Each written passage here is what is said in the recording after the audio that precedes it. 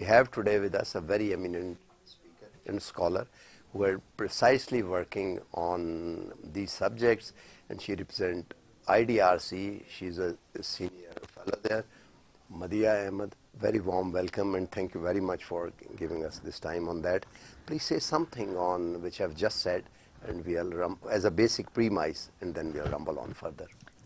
Thank you very much for having me. It was really great to be here at this panel. We heard from researchers from 4 countries in South Asia: Nepal, Bangladesh, Pakistan, and Sri Lanka.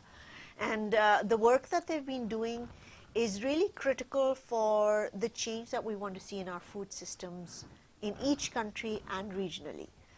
Because we're looking for food systems that deliver climate sustainability, health for all, as well as equity. And we know that economic levers and economic policies are very, very important.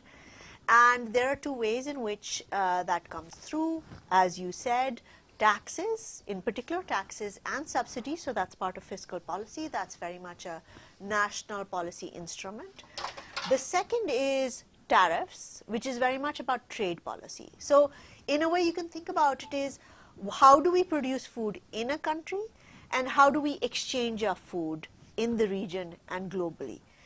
And once we understand how that happens and how we can impact the prices of these foods, can we get a better understanding of what is, for instance, for a consumer, whether it's a Pakistani consumer or a Nepali consumer, when they go to the market and buy something, is it priced in a way so that they can access healthy and affordable diets? Or is it priced in a way that they have to choose unhealthy products? So those are the sorts of trade-offs that have to be made, and that is why this research is so important, so we can better understand how to align our policies and to be able to feed our people. What moved you to select these 4 countries, Pakistan, Nepal, Bangladesh, and Sri Lanka, when the 5th is left over? It is, you are absolutely right. Ideally, in an ideal world, we would all, India is a very large, populous country, and it does have quite an impact on the region. But we wanted to start, this is the first of its kind, a coalition. Our previous work has been at the country level. This is an opportunity for us to leverage coalitions, because even if the work is being done at the country level, the lessons sharing that happens, the peer exchange that happens, being able to see, well, your situation might be slightly different, but I think we face the same challenges, and perhaps we can find solutions together, is very, very powerful for change. So we started with those countries where SDPI in particular found it easier to convene and bring partners together quickly. And one of the advantages I see in the research communities, there are no barriers or discrimination. It's just about addressing those practical challenges to working together. So I hope in the future, as this coalition expands, network expands in the region, we're also able to work with Indian researchers to take into account their experiences as well. Do you think any policy or the framework that comes over would be supple for all these 4 countries, one size fits all? I think that is very, very unlikely. But there are often principles that resonate across each country. So for instance, one of the things that we found across all 4 is that fiscal policy is more likely to be an entry point for change in the short term, because that is more, there is already a lot of action on that ongoing in all 4 countries. And there, for instance, I'll give you examples. Taxes on sugar-sweetened beverages. Pakistan already has them. Sri Lanka and Bangladesh also already have them. A version of it. Nepal is also considering that. An expansion of that, for instance, to other unhealthy items, which could be ultra-processed food. Pakistan is considering that right now. So that is already on the card. So strengthening that is likely possible. And what happens is, as I was saying about what resonates is, what is really important here is the tax is set at a sufficient threshold to actually create change. So you don't want tax so low that nobody notices. And it is really helpful when you're looking at that tax across the region. Pakistan can say, right now Pakistan is at 20% tax, and that is the average across the region, and it makes it very easy for the Ministry of Finance to move something because it's not an outlier. Similarly, as we're going to do these changes of the complexity of the design of the tax, it is so much easier when you're not the only one doing it, others are doing the same thing. But in the end, you do have to design it for your very particular context, because the politics is different, the change is different. We're just seeing, actually in the past couple of years, there's been a lot of political change in the region, which is par for the course. So that has to be taken into account. Do you think while devising these policies, Pakistan is a food producing country, most of the food they produce, especially the staple one, do you think all those regimes should give priority to the staple food? The production does not guarantee consumption. That is one of the really important things that we need to understand about food systems. So just because you produce wheat or rice or high quality vegetables does not mean the average person in your country or a locality, and again, recognizing Pakistan. Meat and dairy as well. Meat and dairy as well, but as we focus on the more, the larger portions of our diet, and as you know, even in Pakistan, what we eat in Khyber Pakhtunkhwa is very different from what we eat in Punjab. What we might eat in the city is different what we might eat in a village in southern Punjab. And the prices of these are very different. So it is not sufficient, let's say, to say that this is how much has been produced in Pakistan. And this is where both fiscal and trade policy, so taxes and tariffs, as you said, becomes very critically important. Because when you're at the market and buying something, that relative price really, really matters. And that affects what you eat and what you eat in schools, what you eat at home, what you eat at your offices. And that policy design is really critical. So just your production does not mean that people are able to eat or afford healthy diets. So this tariff and fiscal structure is specially designed keeping in view the demand side. Yes, essentially. We want to make sure that what people eat is healthy and affordable foods.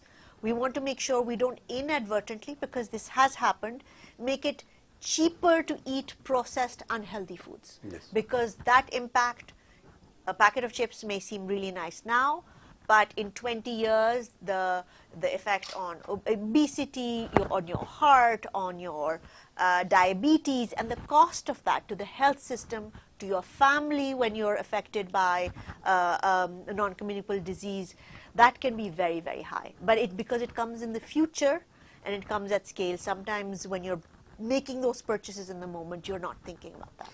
When world is becoming food deficient, and it's one of the major concern, population growth and everything, the food producing countries are under a pressure to allow the export of it, or the corporate farming that you grow here and export it like a commodity. How do you think that tariff and fiscal policy alone will ensure that if the food is produced will go in the right mouth? So this, if I may reframe this, because this was actually a very hot topic of discussion in the panel. We were talking about the right to food. Not all countries have that in their constitution, but Nepal, for instance, as an example, does. And what happens is when you reframe it as a right to food, you shift your perspective from food as a commodity to generate profits to something that is for nourishing our communities and our well-being and our society. Which means that you can focus on food, because we also have a very strong cultural relationship with food. Pakistan, in fact, South Asia is an excellent example. Yeah. What we eat in our cultural events for Eid, for Ramzan, what we serve at weddings, at funerals is really important to us. So food is not just something to keep us alive, it is how we build community. So the right-based approach to food then allows us to sidestep sometimes this focus on, the export earning we might get from cash crops. I'll give you a slightly different example. Sometimes if you're only looking at export earnings, you might focus on, I'll use cash crops, but it could be something high yield crops like tobacco, etc. But you might be doing monoculture, which means that you might get great yield for a couple of years, but you're destroying your soil quality and environmental sustainability, etc. Shifting to perhaps regenerative approaches or agroecological approaches means that you are doing, a diversity of crops that is contributing to the biodiversity of your crops, of your soil, returning nutrients back to the soil, improving your ecology. And yet you may not earn as much cash, but because you can feed yourselves, because you can feed your community, because there is accessible to a variety of fresh fruits and vegetables, that may actually be a preferred alternative.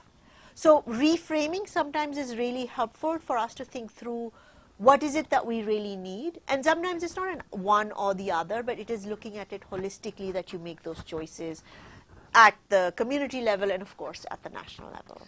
Obviously, research organizations fix goals, and then they have targets and they have action. That is how they proceed. If I ask you, what is the goal? What do you think that you are going, if you are looking forward to achieve down the line in 1 year or in any stipulated time which you think is the right time to achieve something? What are the goals? I think, and again, the pathway to impact does tend to be longer, but as you say, we want to have goals for each year. I think in this first year, what we want is just clarity so that different government, so one example, food systems requires action from very different departments across the government. Coordinated. Exactly. So that is nutrition, health, agriculture, industry sometimes, finance, climate, as we see for those who have climate industries. And it is very hard for different, because they all have their individual mandates, if they don't have a shared understanding of what needs to be happening and where they need to coordinate. And things like fiscal policy or tariffs or trade policy impact all of them. So having a much better articulated, well, this is how we might be able to achieve multiple positive goals, or this is what we might want to reduce negative impacts, and sharing that with the different ministries means that as they do their own work, they can make adjustments and be better aligned with these shared goals. So that's our goal for the next year, that this analysis that we've done informs, let's say, the next nutrition and food security plan, informs the next nutrition-sensitive agriculture investment plan, informs the next climate and health and agriculture plan. So these sorts of investments in policy strategies are in development at different stages in different countries. Take that into account and can be stronger for it. Yeah, thank you very much for giving ample time for out of your busy schedule. So the bottom line is that health is wealth. And if you lose that wealth now, you'll have to spend that wealth later on because of the non-communicable diseases that stuck in heart problems and diabetes and other non-6 they have just registered. So it is a group which is working together, 4 countries, and IDRC is giving bottom line research and other support for that. And the aim is that through fiscal policy means, and the trade policy means, which is tax and tariff, you can adjust the availability of food, put the food on the table, on the dastarkhan, as they say. I think otherwise it's a very noble idea, and it should be pursued by all means. At least it will bring us to a point where it will going to help us to make a right policy for the people of the country, the people of this world. And with this we come to the end of the program. I'll ask you to keep watching our programs on the margins of this 28th Sustainable Development Conference, which is taking place right now. It started on 4th and it will go on towards the fag end of this week till 7th of November. It is happening in Allama Iqbal Open University in Islamabad. Come visit. It's a very picturesque campus, I would say. You will enjoy visiting the campus as well and the venue of the conference. And I'm your host, Tahir Dhindsa. With this, we come to the end of the program. Bye for now. And Madhya, thank you very much. Thank you, Ji.